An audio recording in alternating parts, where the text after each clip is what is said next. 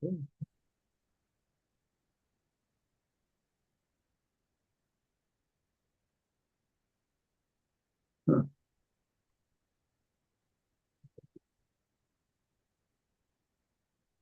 Hey, Greg. Hi, Kelly. Can you both hear me? I can't. Let's see if I turn this up. Can you hear me? Yep. Okay, great. I'm doing this on an iPad, so I'm not at home. See how it goes. Are you and I the only two on, or?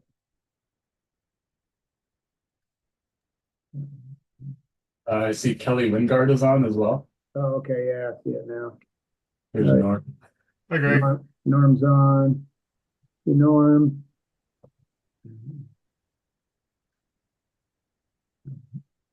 Sarah's on.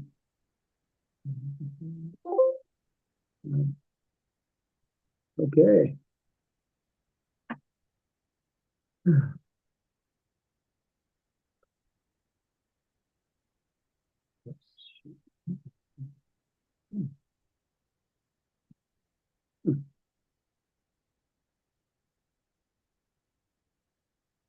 Now Patrick's on, so he's taking notes. This thing said it's recording, so is that correct? Yeah, as the webinar starts, it begins recording. Oh, okay. All right. Well, watch what we say then, because it's on the record. I got 2:30. See, we've got myself, 1, 2, 3,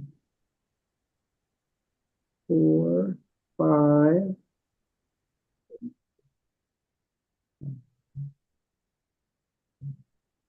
We've got 5 out of. I know Travis won't be here. And 9 people. So we actually have a quorum. There's 5 of us here. And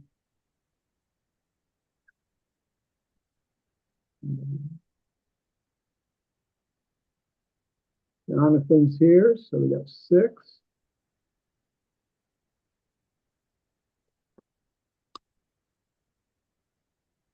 And director split is here.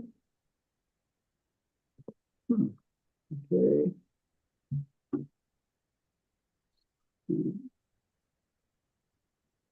We know that Chris Paulson might be late. He's going to do it in the car.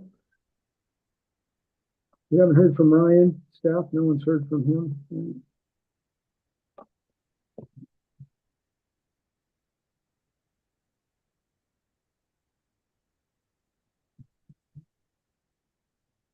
Okay, well, look, we're going to get started. We have a quorum, and in respect of all the people that did show up on time, we're going to get this thing going. So I'm going to welcome the new members to our committee. Thanks for agreeing to participate in this endeavor. Our next meeting should be in person, so what I'd like to do at the next meeting is a little more formal intro of both the new and the old members, so everybody has an understanding, kind of what a little basic of our background is, so we know what our expertise are as we work together as a team. And so for now, we'll just go around and say our name and whether you're a BAC member or not, and the staff can say their position. So I can see everybody here. I'll just call out your name. Brian Harper. Thanks. I guess I'm one of the new ones, Brian Harper, new BAC member. Nice to meet everyone. Okay, Chris. Yeah, hello, everybody. Chris Dunning. I'm a BAC member. I've been on the BAC for maybe a year and a few months at this point, I think. Okay, Kara. Hi, Kara Toronto, BAC committee member in my 6th year. Okay, and My seventh year. Jonathan. Hi, Jonathan Tread, BAC member. Okay, and Norm. Hi, Norm. I've been around 6 years or so, I guess, and want a big welcome to all the new members. And where'd Kelly go? Do I pop up when I talk? I'm Kelly Wingard, one of the new BAC members. Okay, I think that's all the BAC members. So you want to do the staff then? And director split? I'll introduce you, important person, our liaison. And then, Sarah, you want to introduce the staff as you guys get to your discussion? Sure. Hi, Sarah Norman, Executive Director of the RISE Department with Presidio for Program Management of the 2025 Bond Program. On the line tonight, we have TJ. Hello, everyone. Yeah, I'm TJ Hopkins, Senior Program Director of the RISE Bond Program, also with Presidio. And Maya. Hi, my name is Maya Latauer-Chan. I'm the Financial Services Manager with the RISE Department. And Joanna. Hi, Joanna Evenson. I'm Senior Director at the RISE Department. And Patrick.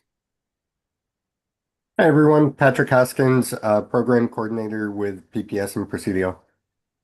And Russell. Hi, everybody. I'm Russell Adamson. I'm the Senior Director for Technology and Digital Transformation. And Liz Large. Good evening, everyone. Liz Large. I'm a contracted lawyer for the district and the assigned attorney to the BAC. I think I got everybody, Greg. I think you did. Thank you, Sarah. And I see that Chris Folsom joined us. Chris, we're just saying her name and if we're BAC member or what our role is tonight. Yeah, hi, Chris Folsom, new BAC member. Glad to be here. Sorry for being late.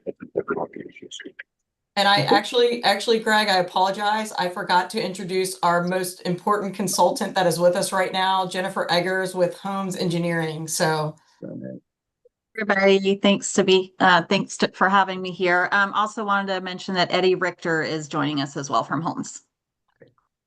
Okay, hey, everyone. We got a full house tonight, so thank you, everyone. I'm just gonna couple notes here before we get started, particularly since we have some new members.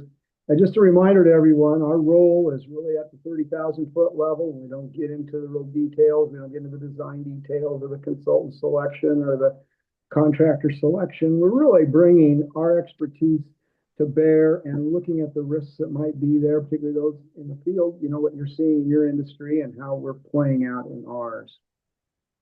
And one last thing, as you read the material, you may have questions as you look at it. What would be appreciative, particularly if they're tough questions, is that you send a note to the staff beforehand so that they can do the research so that we can get thoughtful answers here at our meeting. That will help us do a better job. We're not really here to play gotcha. We're really here to get answers so that we can provide some help to the school board there. And with that, let's get started. We did introductions. Let's get started. Public comment. I guess is Patrick just going to mention we did receive a letter? I'm just going to interrupt really quick. I know I'm not a BAC member or staff. I'm sort of, I guess, in between. I'm Christy Split. I'm on the school board. I'm your liaison. I have to take somebody to dance class and then I'll be like in a car and then home. But I'll be listening the whole time. And if anybody needs me or has questions for the board, just know that I'm here. Sorry for not speaking up during intros. I just didn't know where I fit. No, thank you, Director Split, and thanks for giving us your time to participate with us. Yeah, no, I'm grateful to be here. We just couldn't muster up a grandparent for dance class. Thanks. Understood. Okay, so we did get one public comment. Liz, what should we? I think we circulated it, Greg. It was a written public comment, and Liz, actually, if you want to. I think generally written comment can come in at any time, so it just gets circulated to board, to committee members. And if there is anyone signed up for live public comment, I think that's what you would turn to next. Patrick, do we have anybody signed up for live comment? No, I was not notified of any live comments, and I don't see anyone attending either. Okay, thank you. All right, with that then, I'll turn it over to, we're going to do a seismic update. Yes, thank you. Thank you, everyone. We are thrilled to be here tonight. This is going to be, if you were actually in attendance at the March or tuned in to the March 10th Board of Education meeting, this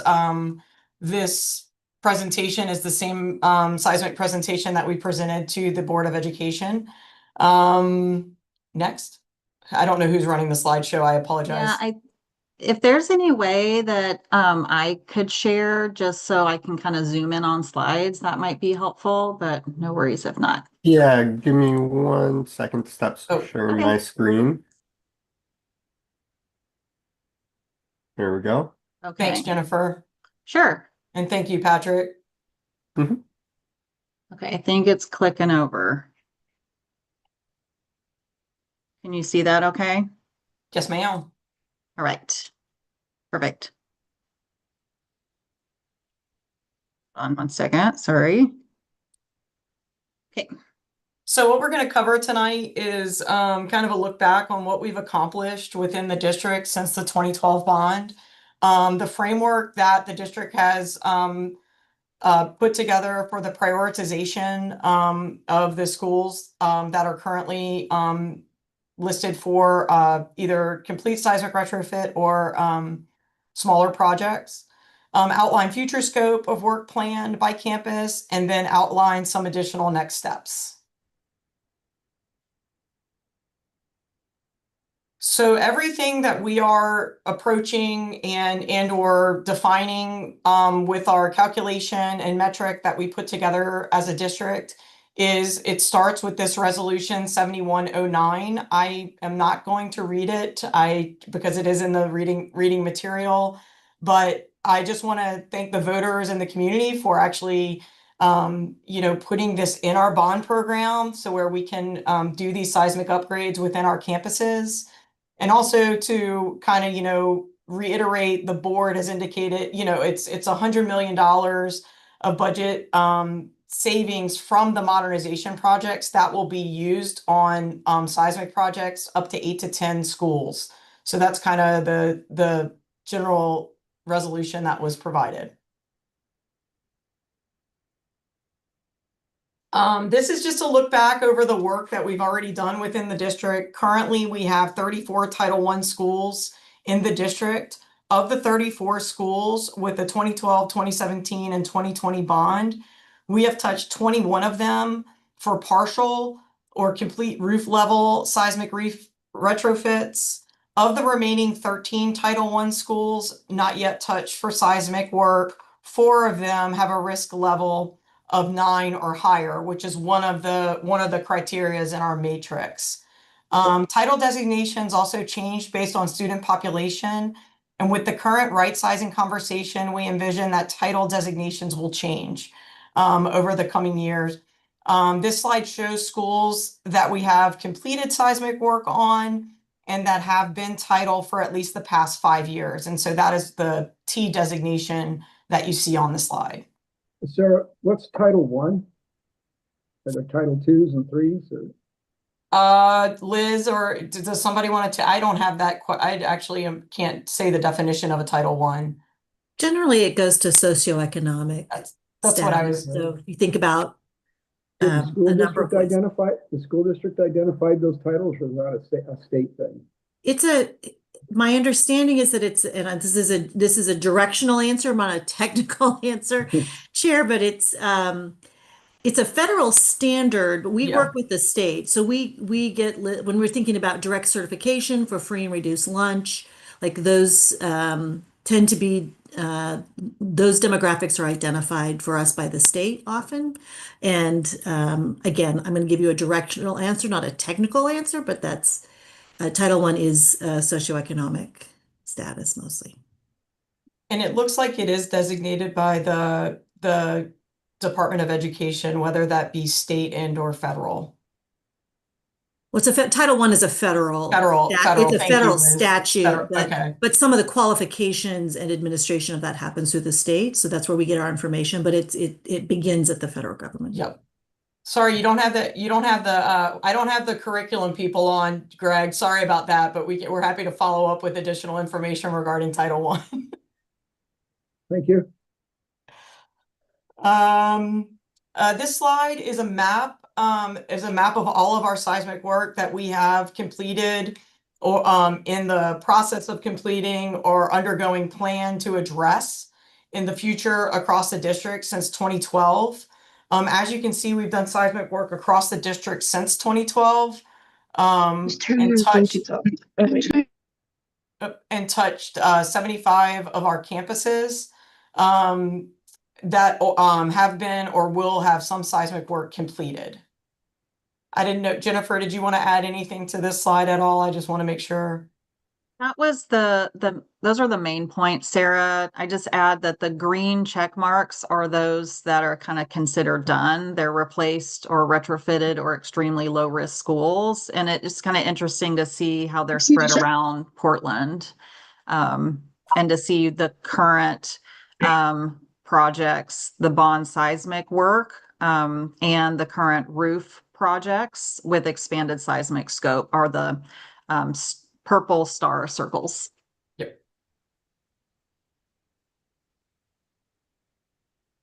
So then our next slide is the Title I over the past 5 years with the same kind of key designations. Jennifer, if I'm correct on this one. That's right. Yeah.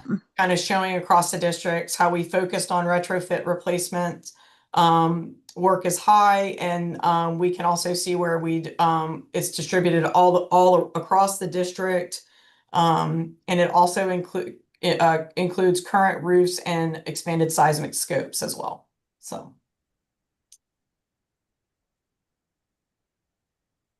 So coming up with the seismic prioritization formula was not a one-step process. This was actually a process of months of work with Homes Engineering.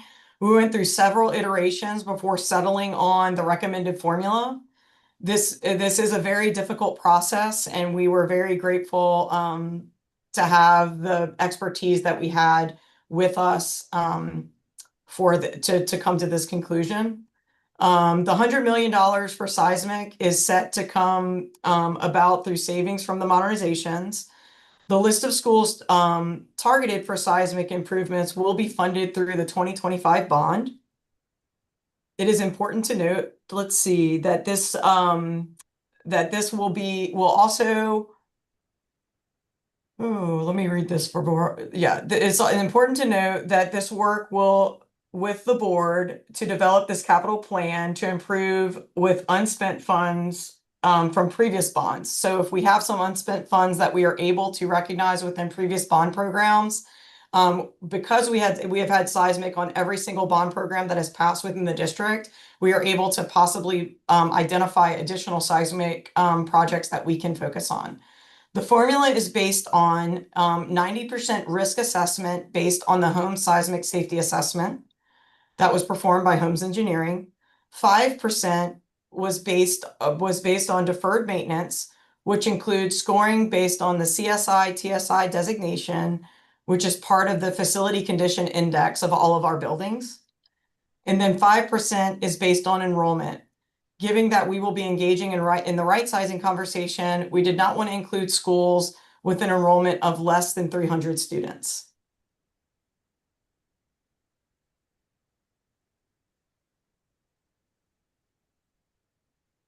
Do you want to take this one? I'll take this one, Sarah. Okay.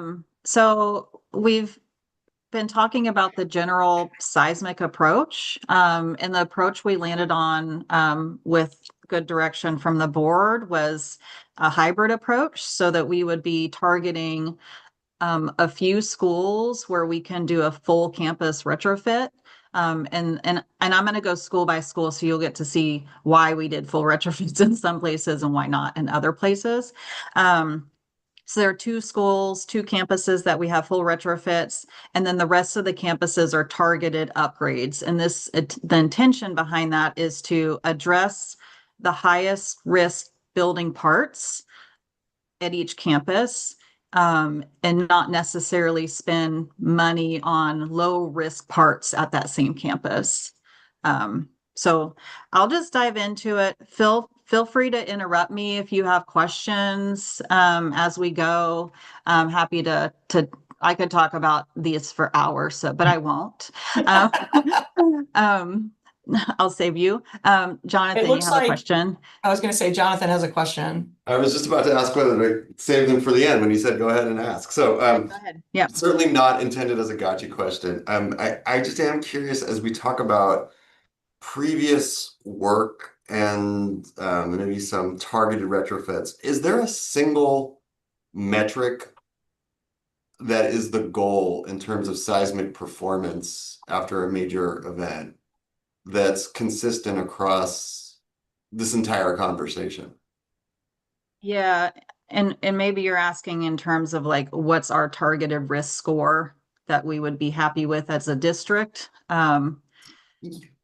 Basically, yes. I mean, I what I'm carrying around in my head is this layperson's notion that like when we're doing the new high schools, we're building to a level of seismic performance that like even after a major subduction earthquake, like that building could be used for its intended purpose like right afterwards. It's really resilient. And in the world that I'm in multifamily housing, it's more about like, this is unreinforced masonry. Let's just make it to the point where there's safe egress and people are less likely to get injured. So that's what I'm getting at. Maybe there's a target risk score that boils all that down. No, it's better to talk about it in terms of what these buildings have been designed for in their retrofit and what they are planning on being designed for in the retrofit. So typically the retrofit is to risk category 3, which is halfway between like your residential project and an operational hospital. So the intention is to safely egress, not necessarily to be able to reoccupy it right away, but it's certainly a higher standard than an office building, which most of our buildings in our building stock is risk category 2. So it's certainly higher, not necessarily operational. We are applying for grants through the State of Oregon Seismic Rehabilitation Grant Program. And one of the requirements of that grant program is to design the seismic upgrade to be risk category 4, which is higher than 3. It is closer to a hospital. I'm not saying operational because there are nuances with equipment testing being able to up and run, but the intention is that you can house people for as emergency shelter after a seismic event because the structure will be occupiable. You might not have all the plumbing working and all the mechanical systems, equipment still working. So those are our targets. And when I go through slide by slide, I'll let you know which building we're targeting for immediate occupancy, which is that risk category 4, versus our what is expected for schools, which is risk category 3. And there is a cost delta between 3 and 4, and that changes from case to case, school by school. So there's been some thought put into which ones make sense to do immediate occupancy to apply for the grant. Thank you. If that answers your question. Yes, that's really helpful. Appreciate that. Okay, sure. Chris? Yeah, thank you. Just a quick question. I know Marshall will have 300 students for the next few years because it's the swing site for Cleveland during the remodel or the project. But I'm just curious what the future expectation is for use of Marshall and how that plays into your thinking on seismic prioritization for work there. So Marshall is it's already targeted to have a re-roof this summer. And so while we're there able to re-roof, we are doing some targeted seismic upgrades because it just makes sense to do that. And overall within the PPS portfolio, Marshall will continue to be a swing site as we have other campuses that we're having to do total seismic retrofits on. So that is why, and by the way, Marshall is also being funded by the 2017 bond program. So it's not dipping into the 2025 bond program, but it makes sense that while we're there re-roofing that project, while Cleveland is there for the next 2.5 years, that we take care of the targeted seismic upgrades at the same time. I have a quick question. Sarah, you mentioned 100 million allocated for the seismic upgrades. In conjunction with that, you mentioned savings from modernizations. So could you clarify, is the savings from modernizations in addition to the 100 million? No, it actually, that is how the 100 million is actually, Okay, that's that's what I how we thought. get the 100 million, right? So the board kind of approved comprehensive plans of the modernizations. And what happens is as we work through that process and through budgeting, that money that is kind of was allocated for modernizations that we were able to save, that money goes into the 100 million that we're able to then put into seismic. Okay. How are the savings from modernizations? How is that looking? We're tracking, we're doing okay. We're doing Great. okay. We're right in line, we're right in line with the comprehensive plans as far as budgeting. So we're looking really good. Great, thank you. Yep. Okay. I can't see everybody. I assume if there's a hand, it'll pop up on who I get to see. So just let me know if I'm missing something. I'll help you, Jennifer. I'll help you. Okay. Thanks, Sarah. Yep. Okay, so here are the list of schools.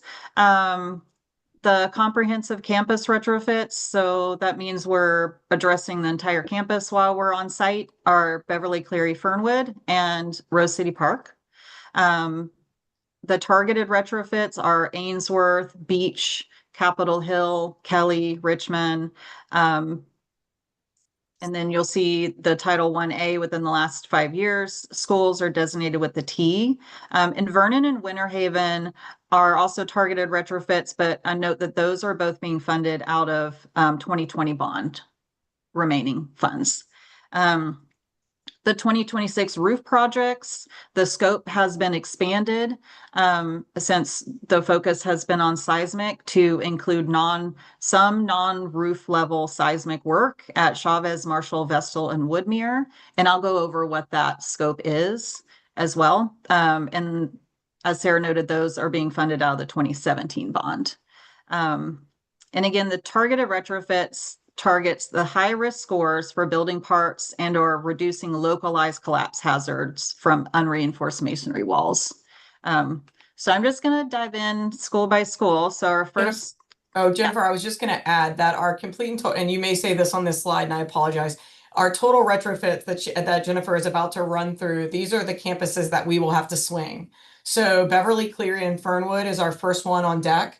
So they will actually swing the school year 27-28. So we are in the process of doing feasibility studies with our campuses to identify swing space to swing Beverly, Cleary, Fernwood. And then and as soon as it's a 14-month schedule. So then as soon as they kind of move back in, we then go into the 28-29 school year with Rose City Park, which will also have to swing for 14 months. So I just wanted to let the committee know about that as well. Thank you, Sarah. Neither of those would overlap with availability of Marshall. So it would not. They're actually the Marshall is occupied until the summer of 29. So we're actually getting all of this work done kind of concurrently. So no, they would not be able to swing to Marshall. But are there other schools in the future that will need to swing to Marshall after the summer of 29? As we identify more programs that are going to come on board for seismic, yes. Okay. We don't have that list yet, Chris. Okay. Okay, so I'm going to dive in and geek out a little bit on structural systems. So again, feel free to ask questions as we go. So this is Beverly Cleary. Again, we're doing a full campus retrofit. History of this building, it was originally started in 1911 under phase construction, built through the 20s.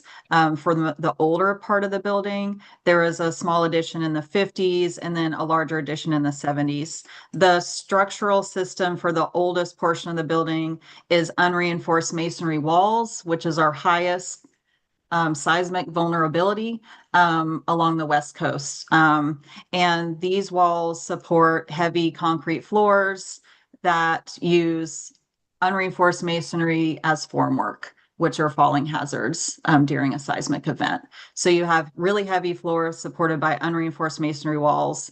So it bubbled up to be a pretty high seismic score. In the 70s edition, we have concrete hollow core planks that rest on reinforced CMU walls. So it's important that we retrofit connections there as well. So you'll see that the risk scores in this table are pretty high. These diamonds are for unreinforced masonry. This shape is for the concrete addition. And then so all these scores will be dropping down once the retrofit is done. We are applying for an SRGP grant for this project. We should be hearing in the next month or so if that was awarded. So that provides an additional $2.5 million of funding for this campus. To be used. So this, as Sarah mentioned, construction will be continuous summer 2027 through summer 2028. And this one's funded by 2025 bond money. Rose City Park is the next full campus. So similarly,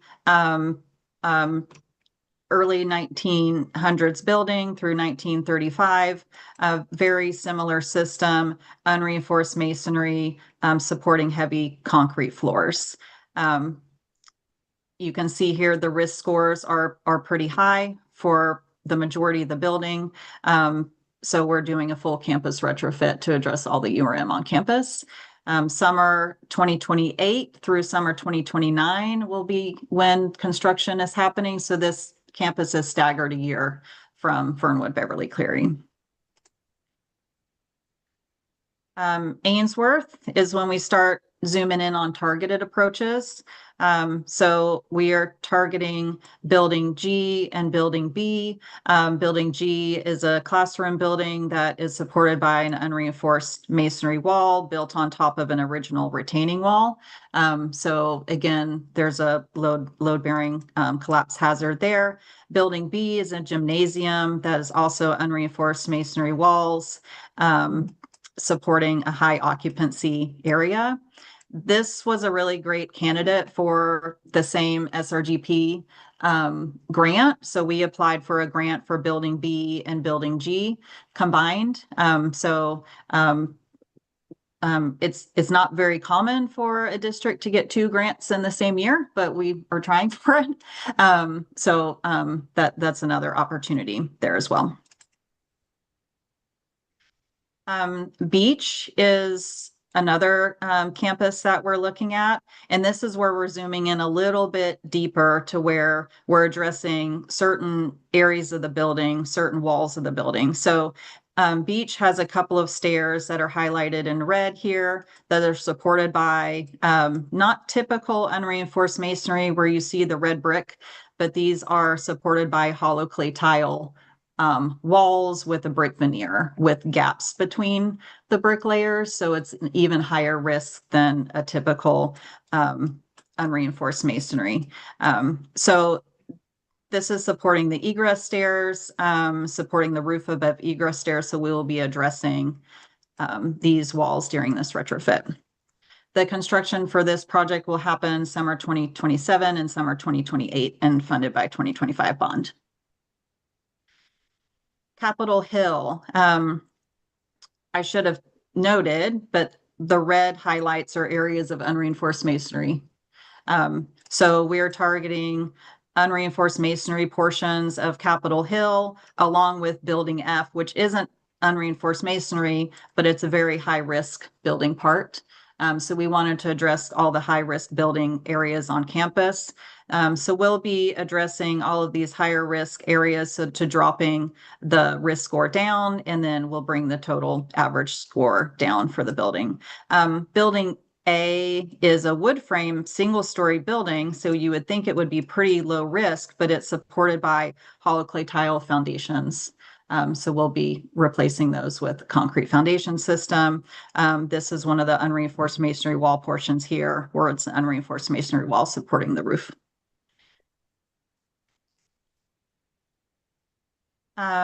Kelly. So Kelly is majority wood frame, low risk score. So most of the building parts are hovering here.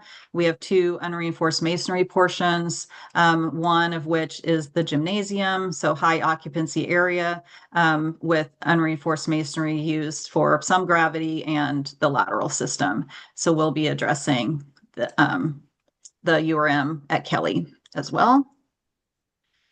And I should note this one is planned for summer 2027 construction, 2025 bond. Richmond. So we will be addressing building A, and a portion of building C. Again, building A is unreinforced masonry.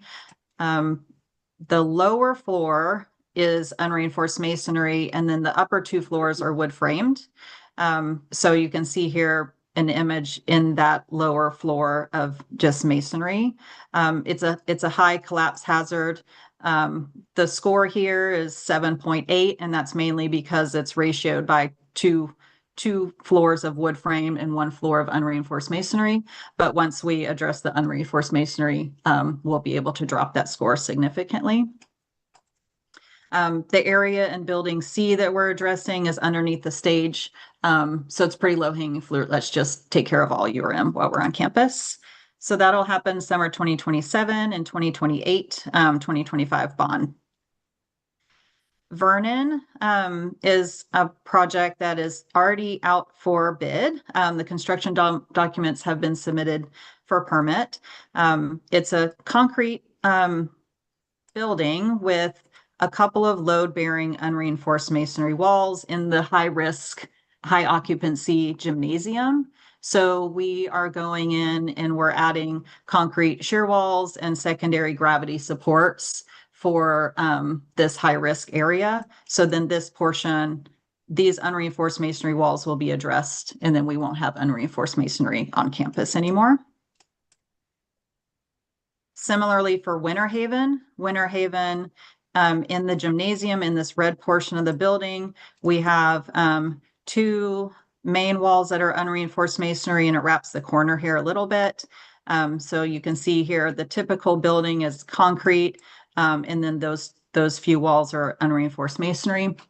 So again, we're overlaying the URM here with a concrete shear wall that provides new lateral and secondary gravity support for this high occupancy area. Both Vernon and Winter Haven construction will happen this summer.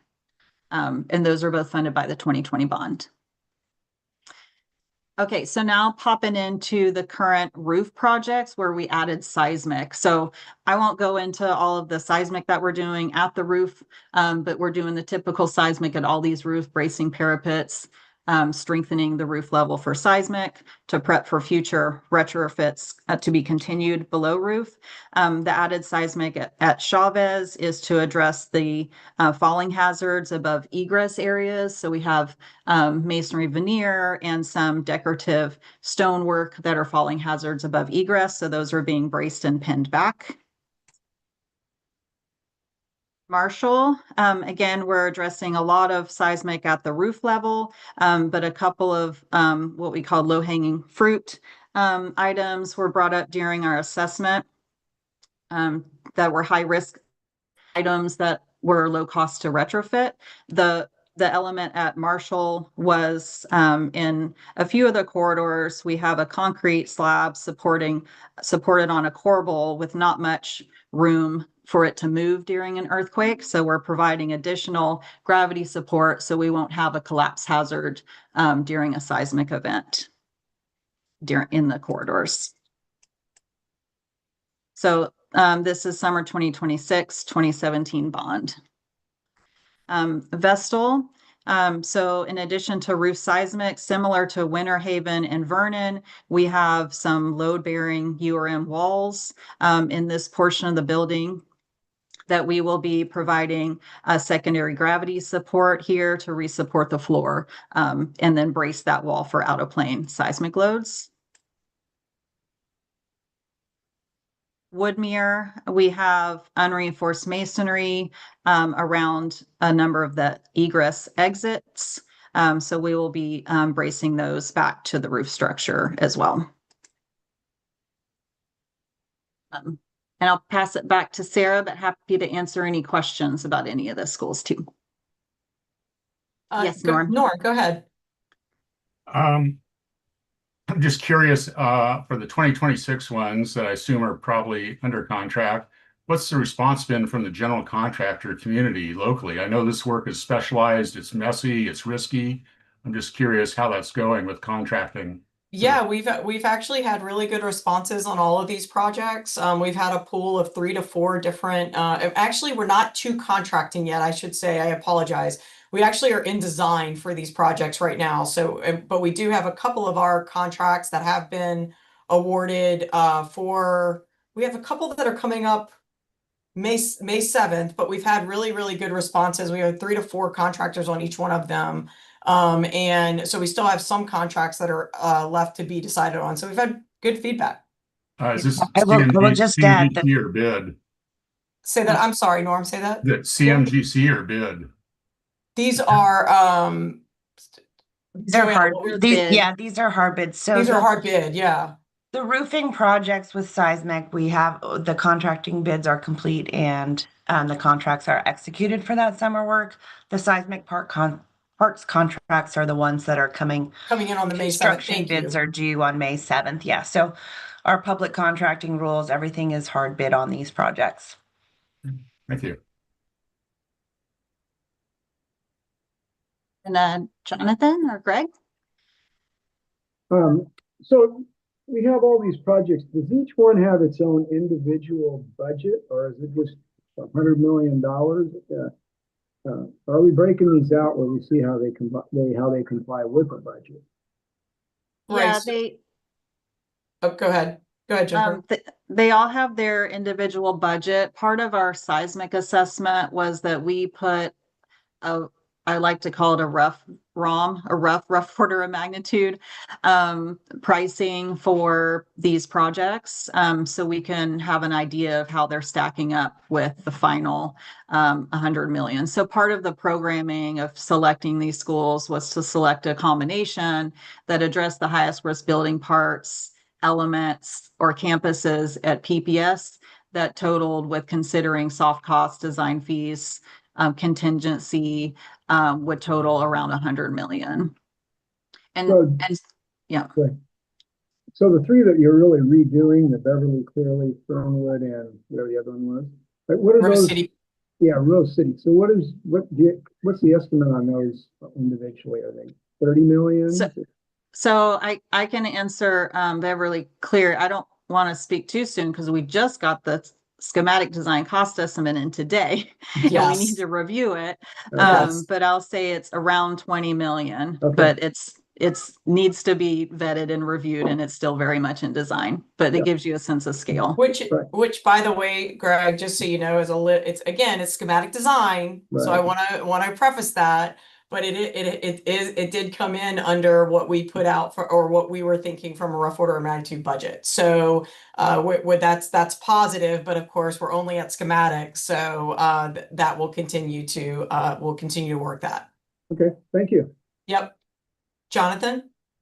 Yeah, it's kind of in the same vein. So that schematic design costing that you have for Beverly Cleary, we don't have do I have this right? There's not a general contractor signed up for it yet. So for Beverly Cleary, we actually do we? I don't think so. Yes. Okay, and that was okay. So not everything's being hard bid then. So is that the case that like the full campus ones might be done in some the full retrofits are actually CMGC. So yeah, they are not lump sum. The roof work with the targeted seismic upgrades are lump sum bids. Okay, so those are kind of, so when you're getting pricing on SD drawings, it's coming from a contractor. Okay. Correct. Yeah, sorry. Okay. I'm Beverly Clear. Okay, that's great to know. And then the other question in a different vein is after this cluster of projects are done, are there going to still be buildings in the real estate portfolio that have unreinforced masonry, load-bearing walls, or some similar, collapse risk? Or do these 10-ish projects get you, get us over the hump with addressing that, that kind of unsafe condition throughout the entire portfolio? Yeah.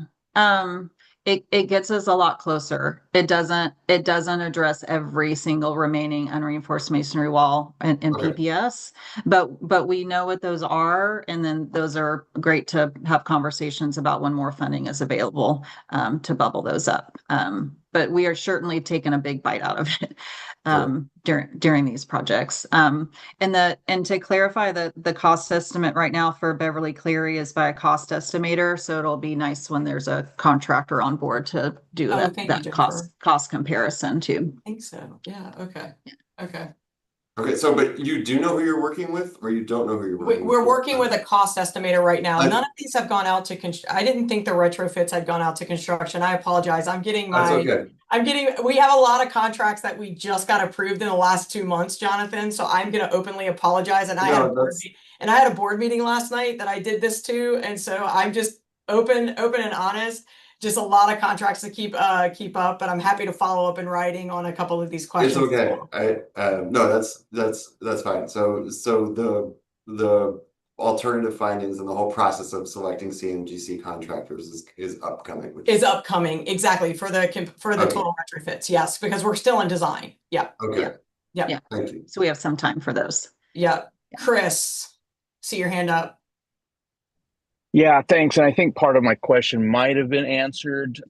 So the 100 million that's coming from previous bond measures that has not been spent, is that going to take care of the group that's on the table now? And any future retrofits is the anticipation that, obviously 2025 bond just was passed. So that hopefully additional savings on those bond measures would then produce additional funds for additional retrofits. Is that how this is hoping to go? And I guess 2020 as well. So let me clarify a little bit. So no, the 100 million that is designated for the seismic retrofit is a direct reflection of savings that we are recognizing in the 2025 bond from the modernized high schools.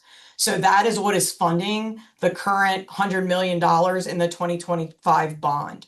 But we are able this summer, and some of the projects that we have identified that are being paid for by the 2017 and 2020 bond are because we have remaining, thank you, Jennifer, because we have remaining dollars within those bond programs. And so we're able to tackle a couple of other targeted schools with targeted seismic seismic upgrades. Also by kind of this combination with the board support of this hybrid approach, we are able to really bring down the overall district seismic risk score as well because of what we're able to accomplish over the next couple of years within these buildings. I hope that answered your question, Chris. Yeah, just adding on to that, we've also in a few meetings talked about some savings being likely on the ERP project. Will that kind of be added into the pot for seismic as well as the modern system? Yeah, so everything on savings, what we will ultimately do is we will go back to the bond language in which where the savings is identified, and then we will go to leadership with options of how that savings will be spent. And so we will bring in alignment with PPS priorities, we will provide those options and then ultimately make decisions on how that savings will be spent in the future. Okay. Greg, I think that's it, unless there's any other questions. Great presentation. Thank you for providing that. Everybody's hands are up, so we're going to move to the financial update. And I don't know who's covering that for us. Hi, this is Maya. I'm going to be covering that for us today. And we can go to the next slide. Great. So this is our all bond program dashboard, very high level, total funds, 4.7 billion, and that includes revenue from bond sales and interest throughout the years, as well as what has been authorized on the bonds. Spent to date, 2.1 billion. Outstanding encumbrance, 1.82 million. Available funds, and this is calculated as what is both unspent and unencumbered. So available to spend or to encumber as of April 1st, so 2.3 billion, and then as a percentage, 50%. Got some detail below. And just to reiterate, it does state at the top, but this data is from eBuilder, which is our program management platform. It was pulled on April 1st, and we do reconcile all of our data and expenses to PeopleSoft, which is the district system of record every month. All right, so drilling into the 2012 bond program, you can see the snapshots below. We are very close to being spent down on the 2012 bond. And on the next slide, we can go into a bit more detail. So I'll go ahead and define each of these columns because we do have some changes from last month and the previous templates that were used at the BAC meetings. So I just want to explain the differences that you'll see. So we are including a bit more detail as had been requested last meeting, just to hopefully clarify how all of these values fit together. So specifically, you'll notice the bond funds less actuals, the available, which matches with the available funds shown on the dashboard.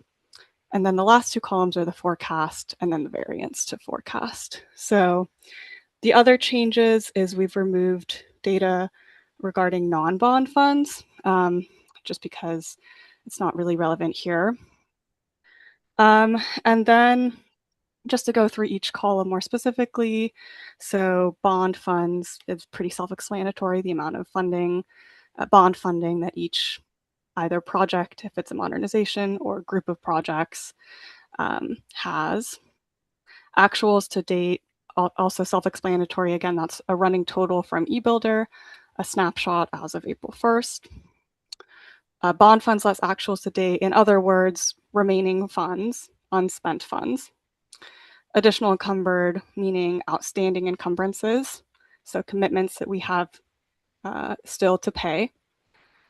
And then available, unspent and unencumbered. Again, this matches up with that available value on the dashboard. And then forecast, this is from our cash flow report. And so our project managers provide forecasts and cash flows for their individual projects. We compile that into a report monthly. And so this data is taken from there. As you can see, only the remaining active projects have forecasted spend. And then variance from the cash flow. This is, in other words, the over-under. So as of right now, we're expecting 77, almost 78,000 to be unspent and swept back to the program for reallocation to other projects. Yes, Norm? Just curious how all the major projects came in exactly on budget to the dollar. So the forecast data is right now only being taken on active projects. So we're not going back and comparing to what the previous forecasts were because those projects are closed at this point. Kara? Oh, you're on mute, Kara. Sorry, my dog's barking, so I didn't want y'all to have to hear that. Does this mean that we'll get to the point where this will close out, 2012 bond will close out? Because that's been a question that I've been asked multiple times at the board table. Yes. So how will that unfold, Sarah? Or We are running to that finish line, Kara, to answer your question. We are still doing reconciliation and auditing of projects that are still listed as active in our eBuilder program. And so we're going through a very strategic closeout process to make sure that those projects are closed out appropriately for the district. And as we do that, we're able to kind of see what is truly really open still with the 2012 bond program. And right now it is just Grant and Franklin that actually have construction scheduled for this summer. And active projects. And we have a memo for kind of what we are thinking is about 300,000 that we have remaining within the 2012 bond. We actually have a memo that we're drafting in the next couple of weeks that will go to leadership on how we can assign that 300,000 to projects to hopefully be able to close this come the end of this year. So that's the goal right now.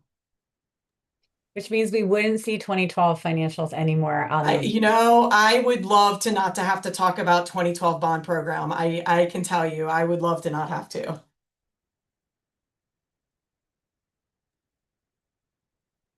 Great, let's move All to the right. next slide. Yep.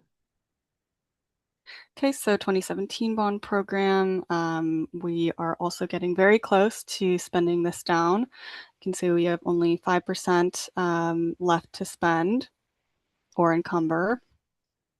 And we can move to the next slide.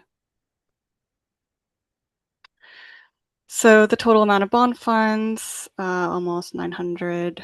And then we've got actuals to date.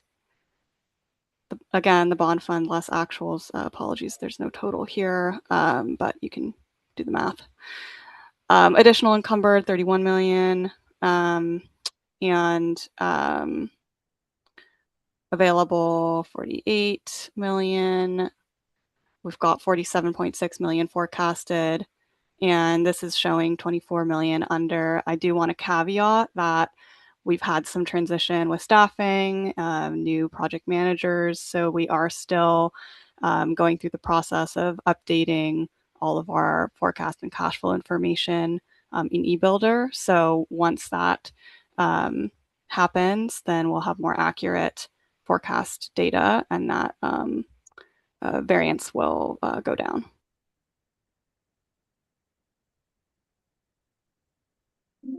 Okay, and this is just a bit more detail on the 2017 health and safety projects broken out by project group, as you can see here.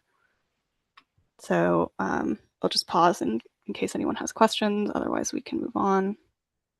No hands up, Maya, you're good. Great, thank you. 2020 bond, we've got 41% available, so we're still actively working on 2020 bond. And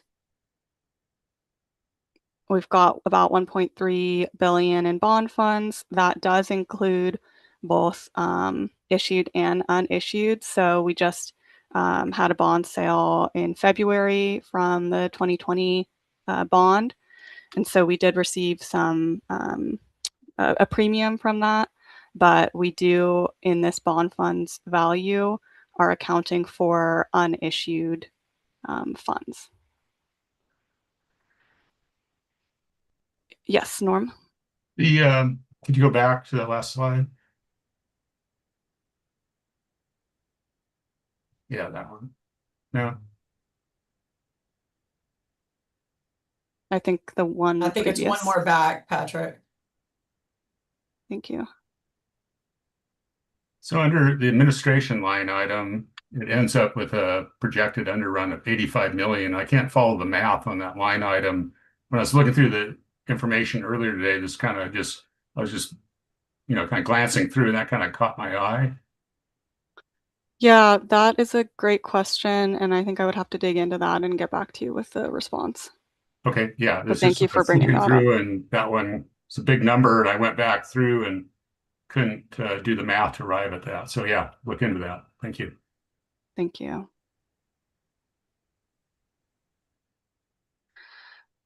Okay, we can move on. So this is the same detail, but for the 2020 infrastructure projects, again by project group.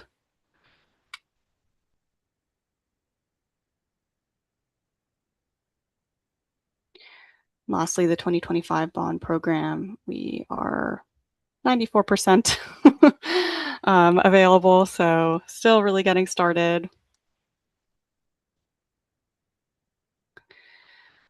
We've got 1.87 million, and there's a note here that we did have about 43 million in bond proceeds from our latest sale, which is great. Actuals to date, 32.6 million. So as you can see, most of that so far has been in technology. Additional encumbered about 80 million. And then available, we've got still 1.7 billion. And because a lot of these projects are still planned, I do want to just caveat that the forecast, especially for these unallocated portions, is pretty much a best guess, and that will become more accurate as we actually develop and fund certain individual projects. Chris? Yeah, first just a quick comment and then maybe a couple questions. The comment is I just wanted to say how much I appreciate the addition of the forecast from cash flow column and the variance column. That was something we talked about. I don't know if it was last meeting or the one before that, but this is from my perspective a huge improvement, and I just really appreciate it and wanted to say thank you to the team that put this together. I'm sure it was a lot of work. And then just a couple of questions. It felt to me like technology got off to a pretty strong start with 26 million in actuals already. And if you have any kind of a, talking point on driver for that available, I'd appreciate it. If not, maybe we can talk about it in the upcoming meeting. And then Sarah, I just wanted to maybe confirm my understanding of how the savings for the modernization would show up. Would we be looking to essentially see for the 3 high school modernization rows, negative values in that last column that add up to $100 million? Like, is that how you track that? Yeah, currently we actually have, I thought we are going to have to show it that way. And I don't know that I've worked right now. I think we just have it in an unallocated budget. Yeah, I mean, an unallocated line. And so, yeah, we'll have to, we will refine that as we bring the projects online and get that. But yeah, you'll see that. And just to add, we have reconciled the budgets for the modernizations to the approved comprehensive plans. So that is reflected in those budgets. Yep. Greg, did you have a question? Well, my question was along the lines of Chris, because the budgets we show for those schools are the same numbers we've had for a long time, so we didn't see the 100 million. So that's good news. And you said, Sarah, so I'm thinking of my report, I got it right. Yeah. You said, Sarah, that we're tracking these savings, and and it's good that we'll come up with the $100 million. But right now, the stuff we have doesn't show that 100 million savings. So. Right now we're showing 96. 52, 618 in that unallocated seismic line. And so we're kind of we're almost there. We're not quite there, but we're pretty darn close. So that's just so you know, Greg, that's where kind of we are, but we'll try and do a little bit more, a little bit more refinement there. So thank you. Yeah, and I believe that the remainder from the 96 is due to, if you look above, there's a seismic projects row. So we have funded at least partially some seismic projects as we get started. So that funding will move from unallocated into the projects themselves. Russell? Hey, so there was a question earlier, sorry, I didn't catch who asked it, around the strong start with technology. The lion's share of that is actually from the device refresh that we're doing. So the full device refresh that happens in the fall over the summer and first week or 2 of school. We started the pilot this past week. And so that was approved at the board. I don't have the exact date, but it feels like 3 or 4 board meetings ago. So that's the lion's share of that number right there. Thank you, Russell. Appreciate it. All right. Any other questions about the financials? Okay, then. Wow. Thank you, Maya. Thank you. Okay, next on our list then is wait a minute. The consolidated project, right? Okay. Hi, this is Joanna. I have my camera on. My internet is slightly unstable, so if I go off of it, that's what's going on. But I'm still here. So thank you to Jennifer and Russell for stealing part of my presentation. We'll make this go even quicker. So the consolidated work is everything that's not the modernizations and not the center, Grice Adair Center. So as Jennifer mentioned, for summer of 2026, we have both roofing projects that we've included some additional seismic with, and then some seismic parts work going on. And that's at the following schools: the Woodmere, Cesar Chavez, Marshall, Vestal, Vernon, Winter Haven, and Marysville, which is our third phase there. Next slide, please. And then in 2027, we have some more of these partial re-roofs and seismic parts. Our design contracts are in their final stages for Richmond and Capitol Hill. Our seismic parts for Ainsworth and Kelly, we're working on the design contracts. Those should be in front of the board in May. And then the full seismic at Beverly, Cleary, Fernwood, the design is in progress. And obviously we just got SDs done.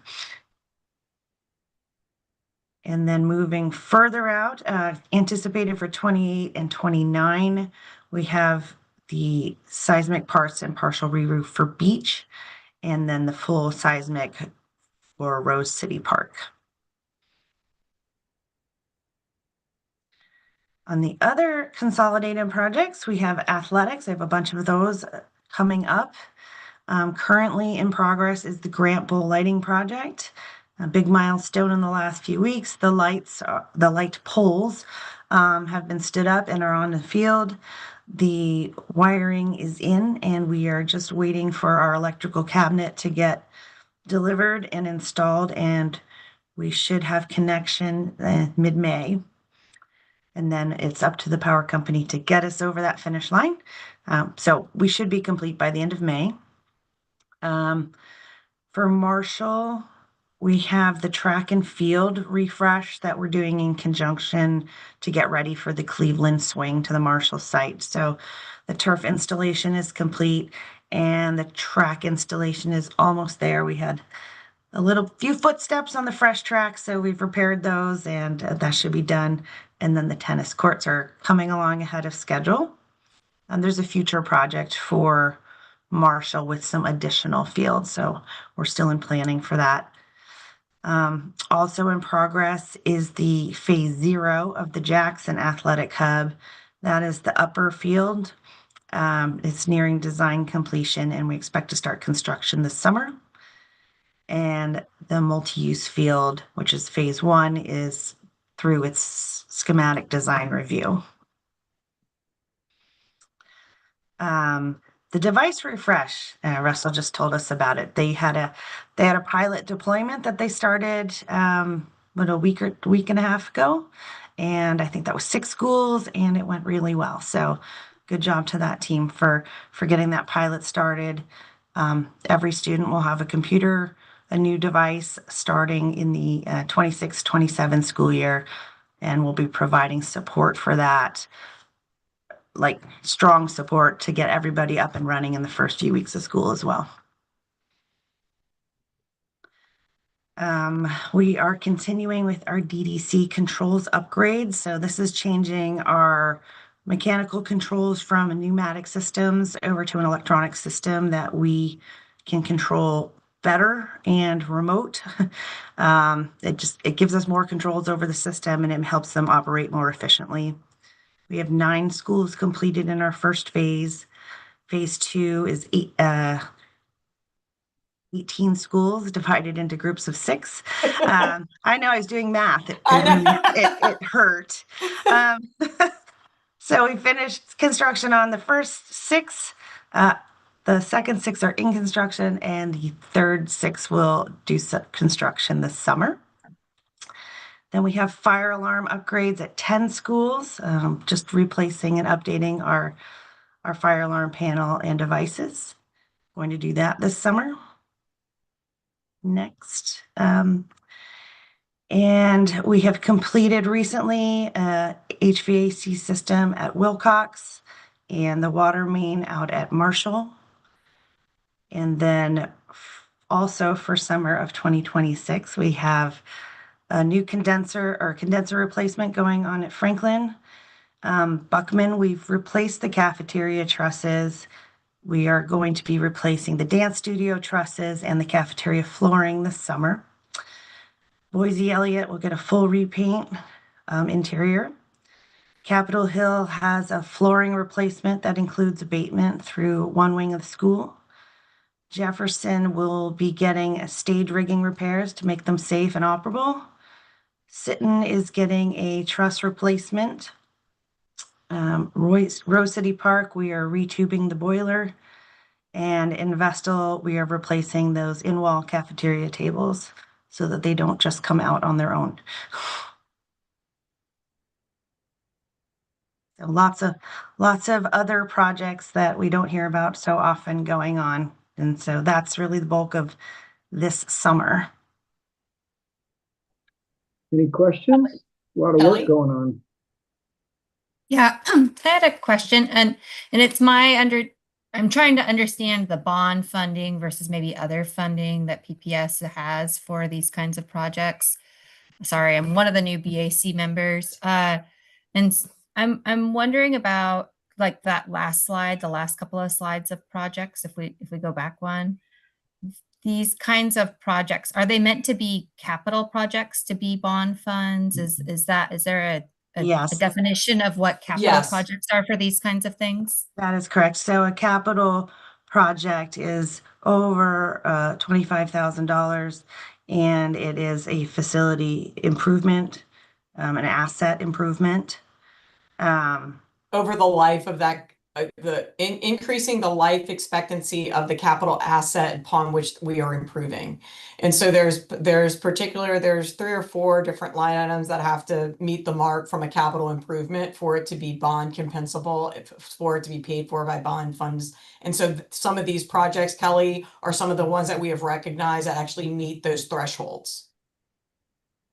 Great question. Yeah, I think if we talk about, I think like if we replace an entire fan unit for a building, that is a capital improvement. If we're just replacing the belt on it, that is not. On that Franklin condenser replacement, was that done when the school was remodeled, or and if so, was that the life expectancy of such a device? It did not meet its life expectancy. It did outlast its warranty. Of course. Exactly. So it got us right in the middle. Yeah, that's what happened. And when we have things like that, I will say we do kind of look at what product did we use, and is that a one-off, or is that something we should, not use in our designs any further? And another question. So it looks like a lot of things are going on. Does this compare with the number of things we've had going on in previous years? Got more going, less going, or about the same, do you think? I think this is about what we usually have going on. Okay. The 2025 bond allows for the facility improvement projects, which you're seeing some of this shift into bond funded work as opposed to what used to be non-bond capital funded work. So our teams are used to doing this much work. It's just the funding has changed slightly. So there's a little more of it here in the bond. Gotcha. Okay. And Kelly, did you have another question, or is that just your hand up? I just wanted to double check with you. My hand was just still up. Okay. I just wanted to make sure. Okay, well, if that covers everything for the committee, we will move ahead of schedule and do an ERP update. All right, that's Russell. All right. Russell, you want to take over? Yes, I will share. I will really try to. Okay. Hopefully I put this in a slideshow mode and I can still see y'all. Can you see my screen? Yes. Okay, great. So this is the executive summary where we're at with ERP modernization. Every time I talk about the ERP modernization, even to a bond accountability committee, I make sure people understand we're talking about bond funding, and it cuts across both the 2020 and 2025 bonds. We continue to be on track. Right now, our focus is on contract approvals. We'll talk a little bit about that further in the deck. Doing really detailed planning for the work that's coming up this summer and the early fall work. We'll talk a little bit about what that means. We do have the major risk we have right now is internal resources, right? So a big part of what we're doing is process redesign. We obviously have had some cuts in the central office and school administrative staff. That just kind of doubles and triples the work that we have with our functional leads and our subject matter experts that are really critical to the early phases of the work. So we have a bunch of different options here, and I'll talk through some of those, but that's kind of where we're at. The reason why I chose this picture very purposefully, the reason is because the time scale that we're talking about is, if this is a first grader or a second grader through when these kids graduate. So we're talking about a minimum 10-year time scale. So I always want to make sure it's front and center. We're not talking about what we're doing over the next 20 to 24 months. We're talking about what we're doing over the next 10 plus years. So again, what is this project? We call it digital transformation. The bond language is ERP modernization. But I want to make really clear that, yes, this is led and funded through the technology office. But really what this is about is people, process, and technology. It's about process redesign. It's about re-architecting how PPS operations work. So all finance, all of HR, all of asset management, all of procurement and contracting, and all of the tendrils that go out from those hub functions at PPS, we're going to be re-architecting how those actually work, feeding them full of actual data instead of old data or pieces of data or conflicting data, actual systems of record, golden records, and we're going to be building efficient workflows that live on this modern platform.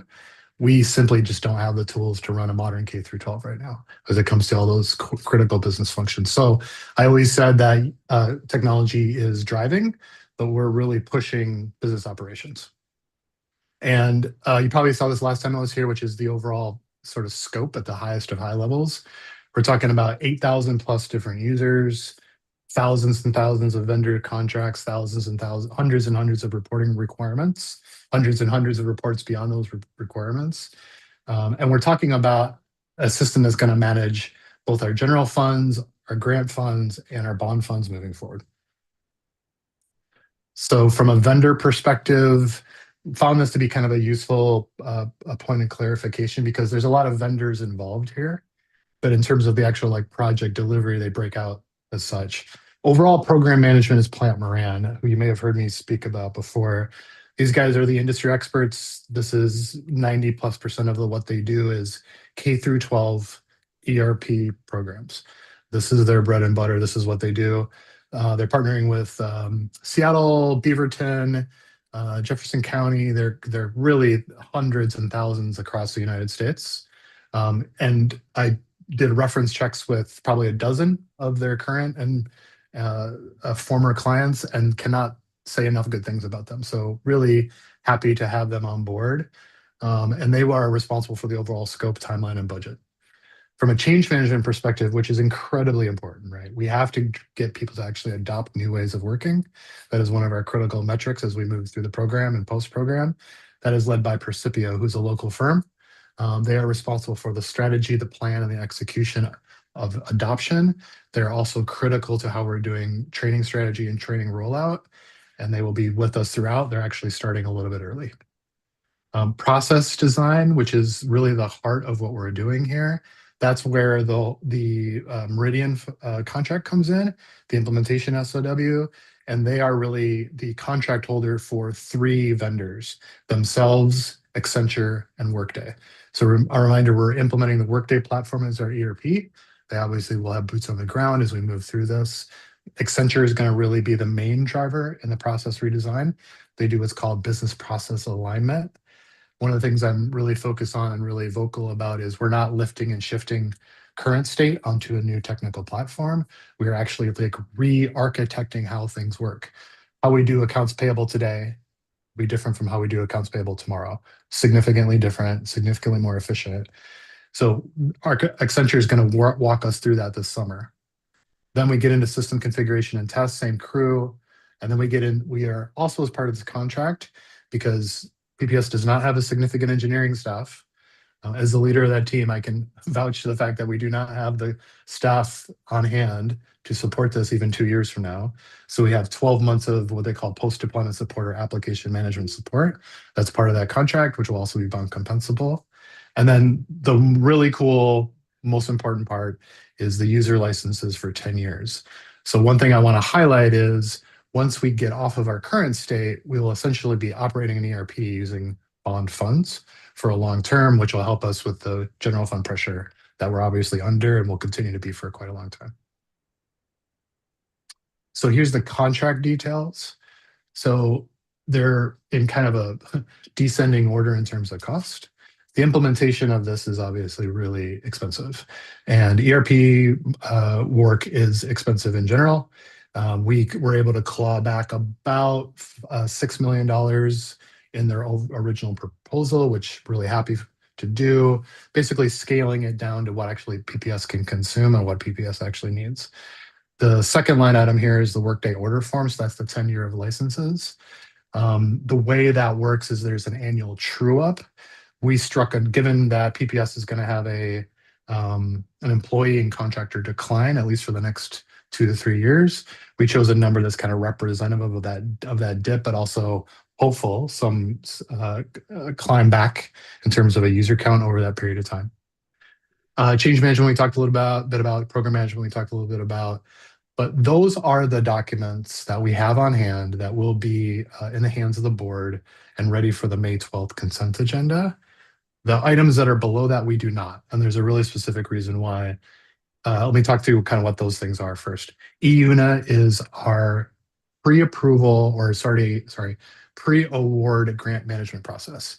So as you probably know, a significant portion of the revenue that comes into PPS are through grants. Today, to call it Wild Wild West would be kind. Pretty much anybody with a pps.net account can apply for a grant on behalf of PPS. Whether we're actually applies to us, whether we're allowed to do that, it's very loose. And then if we are awarded a grant, it's basically kind of thrown over the wall to our finance team to manage long term. What this does is it opens up the aperture for us. What are the contracts and grants and awards that are out there that PPS is potentially eligible for? Helps us be more efficient in that process, but also then streamlines right into our financials once we are awarded a grant. So it should save us from an efficiency perspective, but it should also open up the top of the funnel from a revenue perspective as well. Debt book is a tool that we use today. It's how we manage our long-term debt as a district. What this is doing is buying 10 years of licenses. For some weird reason, we're on a year-by-year basis with them currently. This is buying a 10-year license, and it is getting a really good price at that. And it's also slightly expanding the functionality of what we do today. And also that obviously integrated into our Workday platform. There's no integration that my team has to do or anything like that. It just natively works on top. The reason why those have to be contracts later is because we prioritize the 4 above it, and they have to be on separate paper because they are separate companies.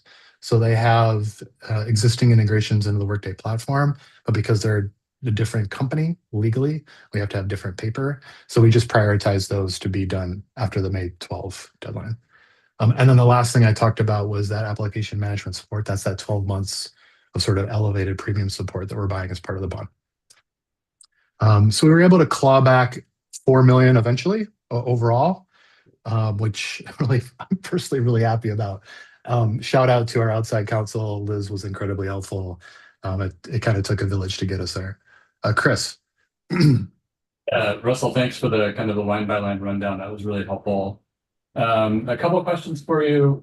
First, that 35.7, curious if you can speak now or maybe as a follow-up or in an upcoming meeting about how that reconciles back to the total bond funding across the 2025 and 2020 bond funds. Yep. And then second question is, I was just looking at the change management statement of work, and that between the original proposal and final ticked up.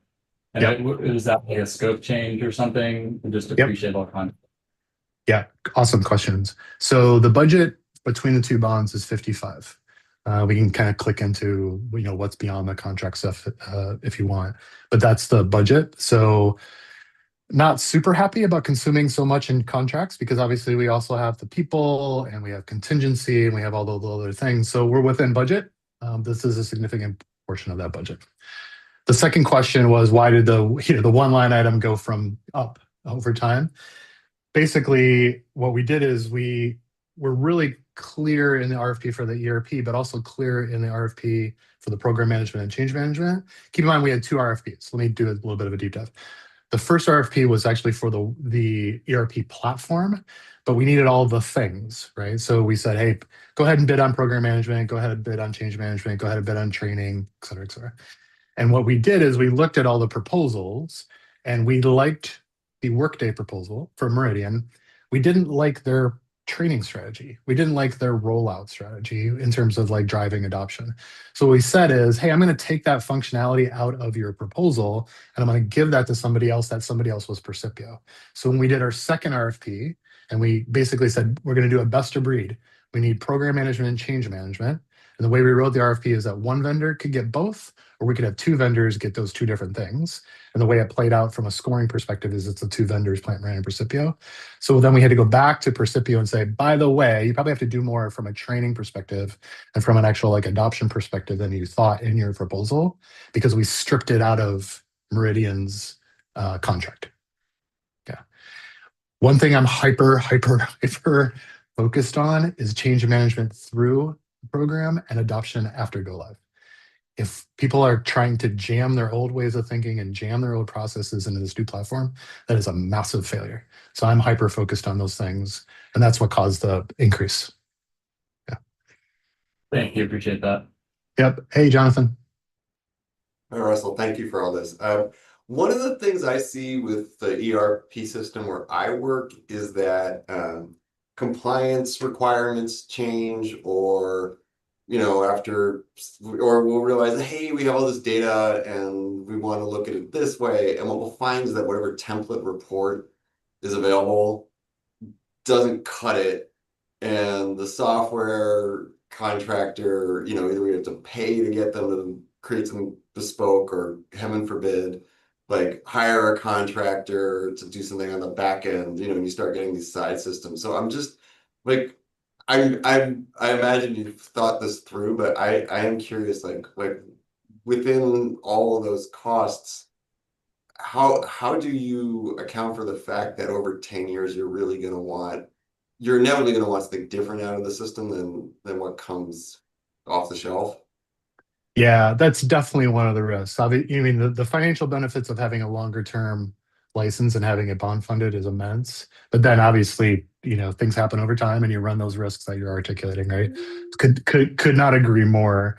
We're trying to tackle it in three ways. And the reason I jumped ahead a little bit is this business process alignment phase is easily the most critical thing we're going to do over the next 12 months. In that we have to have deep conversations about how pretty much everything at PPS works, right? So you're talking about the compliance, you're talking about accounts payables, and all the things I listed in that one slide, right? Now, those also have to come with an understanding of here's the known cycle with which those changes. ODE typically sends out these changes once a year or every other year, or we get this thing from the state, we get this thing from, and so trying to minimize that as much as possible, you'll never get to zero, right? So that's thing one we're trying to do. Thing two is, I think I mentioned this last time, is the very first thing we did was we went out and contracted with Snowflake, and we've been building out a data lake house. So I'm not relying upon any of the vendors I talked to about PPS data. We are managing PPS data in a PPS data lake that we have procured and had 4+ months of learning from Snowflake. And so the entire strategy is we have that data lake warehouse underneath. I'm not dependent upon anybody for what we do with PPS data. I will require Workday and other systems to how we present it potentially, but it massively increases my options as changes happen over time because I'm not locked into Workday and their Workday platform from a data perspective. I'm actually using Snowflake to feed Workday. So it's a very different approach. We've kind of learned some key lessons from some of the other districts that went through this. And I've also learned from previous projects, never turn over your data to your ERP vendor. We should always own it and control our own data platforms. The third way we're going to do that is massive change control. The joke I have with Dr. Armstrong all the time is anything over 10 grand, you're going to have to approve from a change control perspective. And her ask was to ratchet it down to 5 grand. So I'm really happy about the change control, the change control perspective today. Hey, Kara. Russell, I was really excited to see this in the presentation today, and I may ask a question that's going to be super controversial because I'm going to talk about AI. I actually think it's really interesting that the ERP implementation is pushed into 2026 versus doing it back in 2020, because everything I'm tracking says that like the agentic AI and the AI tools that these platforms are building in themselves is actually making this a very different process than in the past. So instead of being like a one and done and we'll see you in 20 years, it's much more iterative, because what you're talking about with like ODE changes, like those are things that can then be fed into these tools, and like you can be getting notifications that your process flow has to change. Like, are you seeing some of that as a benefit as you go into this? Because it would seem to me that this timeline lag of waiting 6 years is actually capitalizing on the way technology has evolved for the better in a massive implementation like this.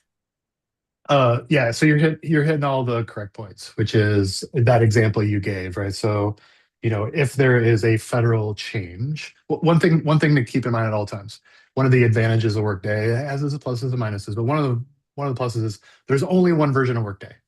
Everybody's really just using their configuration, the same underlying SaaS product, right? And so when the state changes or the federal changes or ODE changes or whatever, they're pushing that into our system. And we actually have the ability to say, oh, I'm going to accept that change. I'm not going to accept that change. Like legal stuff, obviously we can't. But there's other ways, things that they push out. And we actually have a regular cadence in which we can say, I don't want any of that. I want some of that. I want all of it from a change perspective, right? Agentic AI would fall into that. So I'm a little bit worried about that because I'm not clear we have the controls and oversight that we need quite yet, and we'll have to build that muscle over the next couple of years. I'm super excited about it because the example I've been giving is, hey, we may configure accounts payable to be a certain way. And then after Workday learns how we do it for 3 months, they'd be like, do you really need to do step 3? Because it seems like step 3 is the same as step 5, and that would save you some time, right? There's a lot of those features. The way the senior licensing is written is that we get to consume those at our own discretion over time without an incremental cost. Yeah. Great question. Okay, I'm going to go back just real quick. So where are we at with the contracts? So the implementation SOWs and the licensing, as you can imagine, were kind of tricky. There's a lot of language we need to make sure is correct, but those are on track to be submitted really in the next 48, 72 hours so that they're in time for the timeline for the consent agenda on May 12.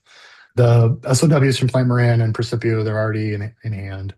That represents about 14% of the spend. Then the not to exceed stuff, the EUNA, debt book, the post go live support, that's less than 3 million across those 5 documents.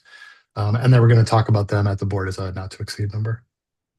Okay, so planning. I want to be really clear. Please don't screenshot this and start sending it around.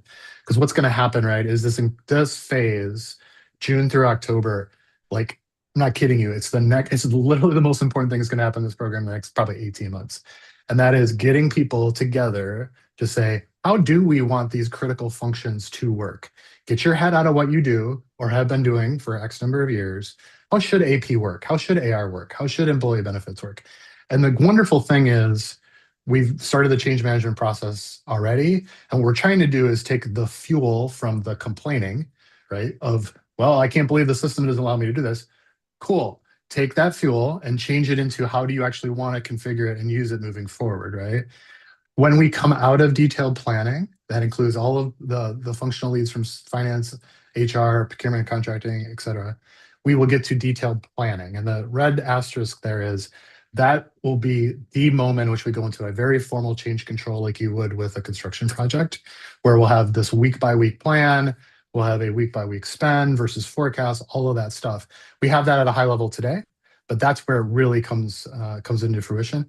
It is also when we'll determine whether we're doing a phased deployment or a big bang deployment in the late fall 27, early winter 28. There are benefits to doing big bang or phase, and there are risks. As you know, the thing that is keeping me up at night is payroll. I want to absolutely make sure we do payroll, so that's always been my priority, and we will kind of center around payroll, but there are a lot of pluses and minuses, and we'll know that because we'll have done the process work the previous 3-4 months. So again, please don't screenshot this, I haven't get but anything. that's the goal. Oh, go ahead. You're selling like no good like stores around. Okay. Okay. Any questions about high level timeline or feedback? I did have one question because I was like, Yeah. oh wow, this deployment is like during the middle of the business year. Like, what is the impact? Not that you need deployment to happen during the summer. I understand that like the school is the district is running payroll and all these things all the time, but is there a risk associated with that happening like during these high business times? You be seen going live and so well. So there's, as always, there's no good time. There are these windows where it's impossible, and then there's windows where it's super risky, and then there's windows where it's kind of risky. The window that we show here is actually just the kind of risky. And the reason is because we obviously have to, there's a calendar year you have to close out for tax purposes, which is in the middle of our fiscal year. But then also in the summers when we're doing all of the unassignments from a teacher perspective and administrator perspective. And then also keep in mind, that's also when we're setting up all the benefits is also in the fall.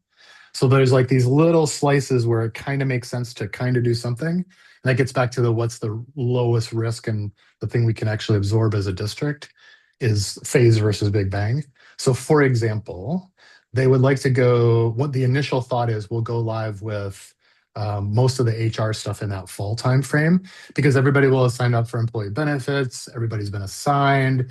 We know who's who. We've gotten through the first month of school. So it's a relatively calm time, but it's kind of a crazy time from a finance perspective because you're getting ready for the end of the tax year. So if you blow that out, all the different components that we're talking about, you see how it's like this weird matrix of risk mitigation.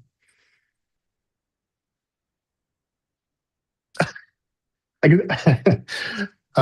can see by your face you're thinking through all the different fun things that we have to deal with.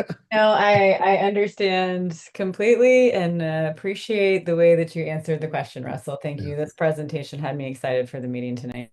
Cool. Part of the SOW is 3 months of hypercare. So whenever we go live, we have that hypercare. And then the thing that's not in here is that sort of like gradual step down of the 12 months. Basically what that premium support, application management support is a bucket of hours that we have of the different critical skills that we need.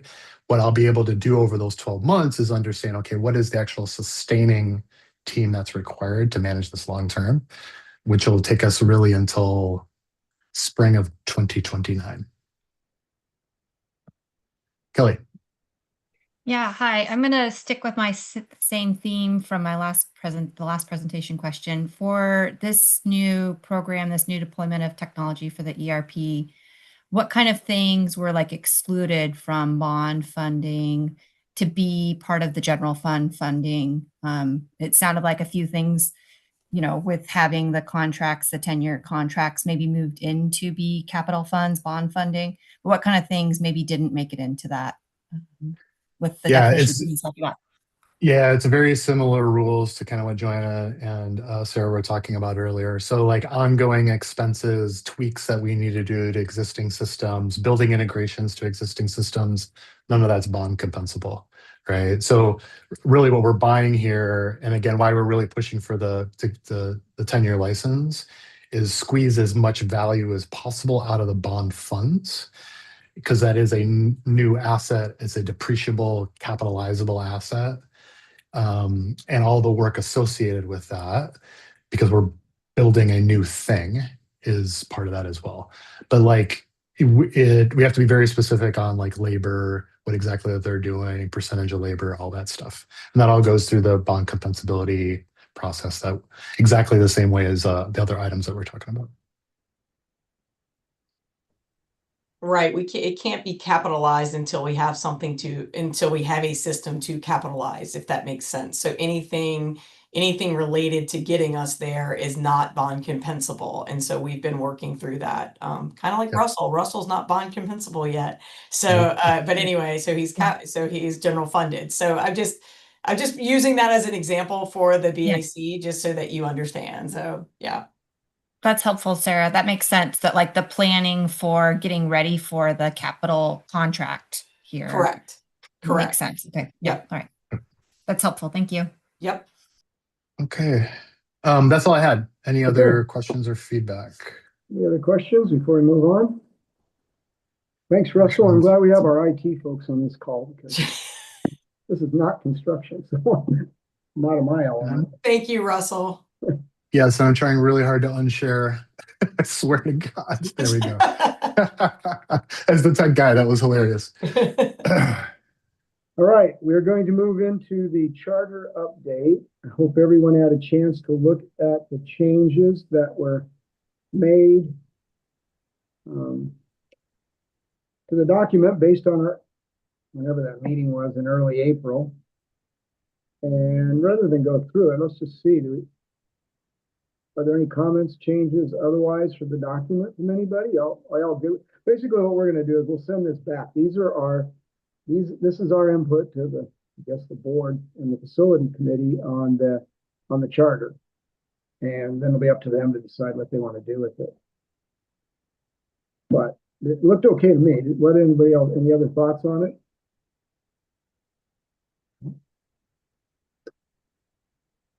Okay then. So we will send, staff will send that on to the BAC, send them a red line version, I guess, right? So they'll see what the changes will be made, and then we'll send them a completed version that's all checked off, right? And they can get both so they can see what's done.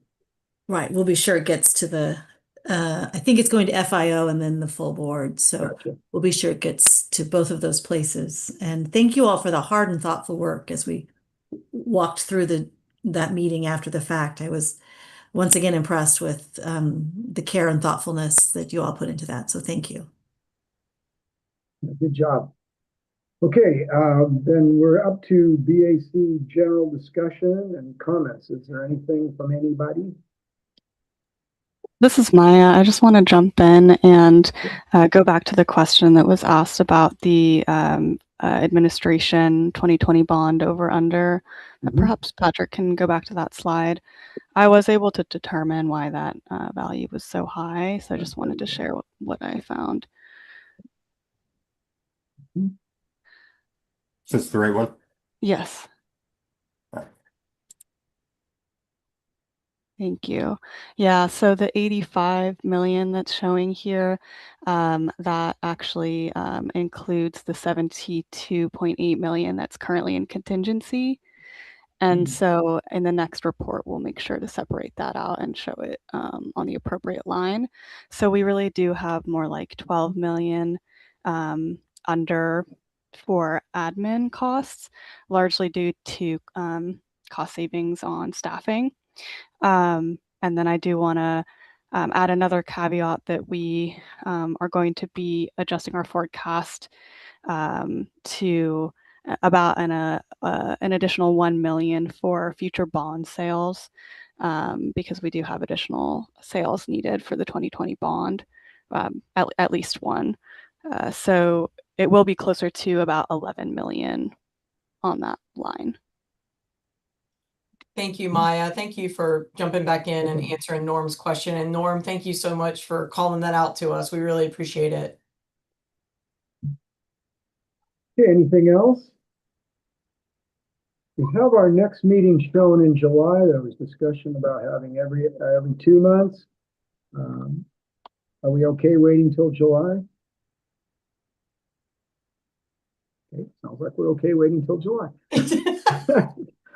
I'm pushing you guys. Well, I do have one question. Is the groundbreaking still on for May 29th at Jefferson? It is, yes, I'm happy to announce that. Yes, Jefferson High School groundbreaking, gates open at noon on May 29th. Hope you all can join us. We'd love to have you.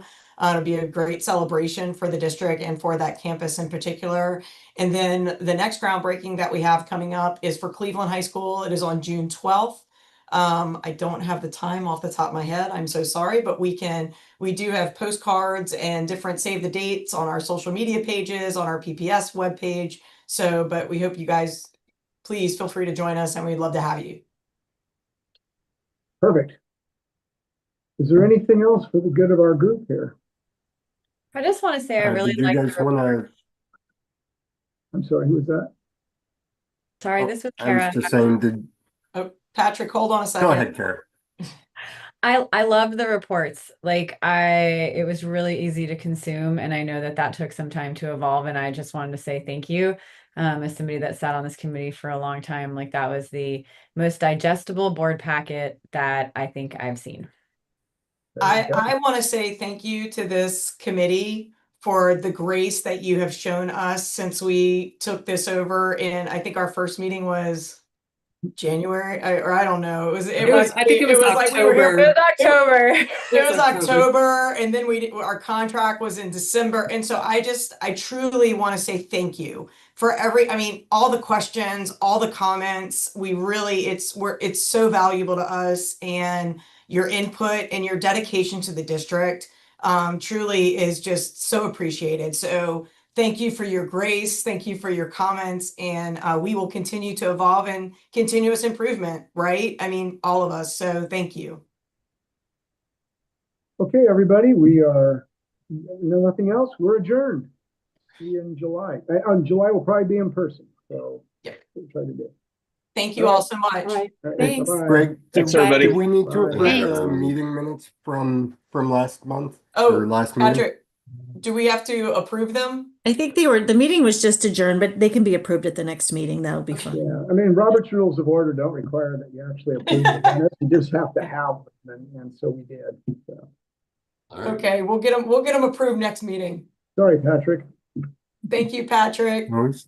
Yep, thank you. Bye-bye. Bye.